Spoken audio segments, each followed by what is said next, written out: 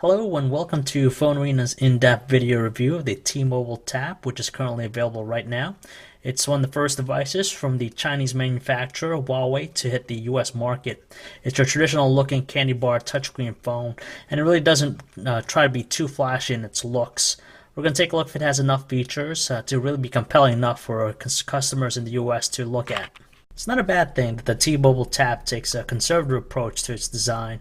We definitely like the usual looking touchscreen candy bar form factor that we've seen used heavily in other devices. The blue soft touch material that they utilize on the back and also on the front feels really good in the hand and doesn't get the device too dirty. At the same time, it does provide for a pretty good grip. Size though, it's fairly well sized and has a resemblance close to the recently released Samsung Highlight. Weight, it has a good weight to it. It's neither too heavy or too light and just perfect for this type of device. Powering on the phone for the first time, you'll be greeted to its 2.8-inch QVGA display, which has support for up to 262,000 colors. Now, just comparing it to other touchscreen phones, the display wasn't as sharp or responsive as we liked it to be. On top of that, colors did look a little bit washed out and just didn't seem stand out as much. Sometimes text also looked a little bit fuzzy, depending on the application you run. Now, right below that, you have your hardware buttons, typical layout, your send and end key, and directional pad, which are all well sized. On the right side, you have your dedicated camera button, lock unlock, and your volume rocker. And at the top, you have your mini USB port for charging, and also the power button, which is a little bit hard getting it to press. On the back, you have a 2-megapixel camera with speakerphone, and when you remove the back cover, it gives you access to the battery, SIM card slot, and the micro SD card. The T-Mobile Tap's interface looks similar to what we see on TouchWiz devices with Samsung. On the left side, you have your selection of widgets which you can place on the home screen. For the most part, most of them are just icons that actually launch the full applications themselves. It kind of has a gimmicky look to it, and as we said, is very similar to what we see on TouchWiz. It doesn't offer the depth or really neat factor with it. When you get to the main menu, it does have a transition effect, which is heavily used throughout the device. At times, though, we do notice that the phone kind of stalls at different points or different application you run, but it's really simple and straightforward with its finger-size friendly icons. Sending messages on the T-Mobile Tap can be either a frustrating or a pretty good experience depending on which input method you actually use.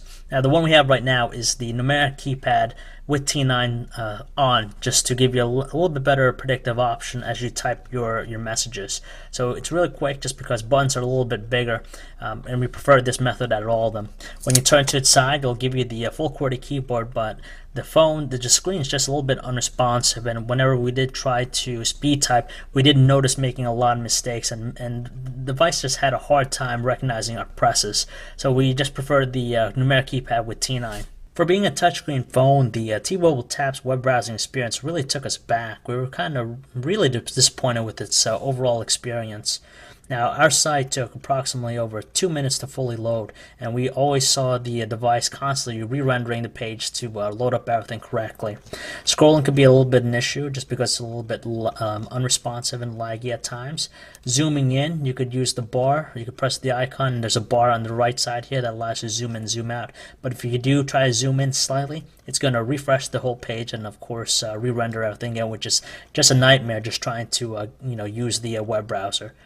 We actually like the music player that's loaded on the T-Mobile Tap. It's just a really basic looking one, but we do like the equalizer look to it on the left hand side. As far as the speakerphone is concerned, volume was pretty good, had pretty good tones. It didn't have quite as a strong presence to it, but it didn't crackle at all. And whenever you do go back to the home screen, it will continue to play in the background and give you this little bit notification just to remind you.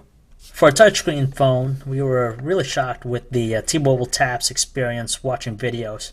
As you can see, as we're playing this movie trailer, it's really choppy looking and just has a hard time catching up with even the most basic video resolutions. When you turn to its side to landscape, it does slightly a little bit better as far as being pushed out towards the whole length of the screen, but still, as you can notice, just a choppy look to it and just really has a hard time catching up.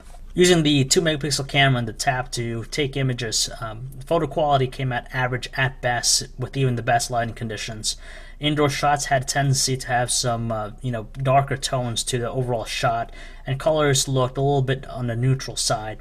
when you do try to take video on the T-Mobile Tap, it has only a maximum resolution of 240 by 320. So videos captured with it were extremely pixelated and a little bit choppy, so it's probably best reserved for MMS use. Phone call quality in a T-Mobile Tap was a disappointment, to say the least. First of all, the biggest and glaring issue we had with it was the constant hissy static sound in the background on our end that made talking seem like as if we were on a walkie-talkie. Callers did state that our voice did sound clear on their end. Even when you switched to the speakerphone, we still heard the same exact static sound, which again just made it really difficult to converse with the other person. As far as battery life is concerned, we managed to get a solid 12 hours of talk time, which is more than exceeds the manufacturer's rating of 5 hours of talk time. Retaining signal had no problems with the T-Mobile Tap. It managed to keep 3G speeds better than most T-Mobile phones. At the same time, we didn't have any drop calls or any issues with that. It's really difficult to see the T-Mobile Tap winning over customers with its design and also usability. With all the issues it has, from phone call quality to the web browsing experience, it had just too many problems to really stand out and be a usable device. So as far as being a first device for Huawei, the Chinese manufacturer, we're a little bit disappointed with its results. And we could probably find better devices out there, like the Samsung Highlight, for a lot better, more usability and also better experience. If you want to check out a review, you could check out our website at phonearena.com.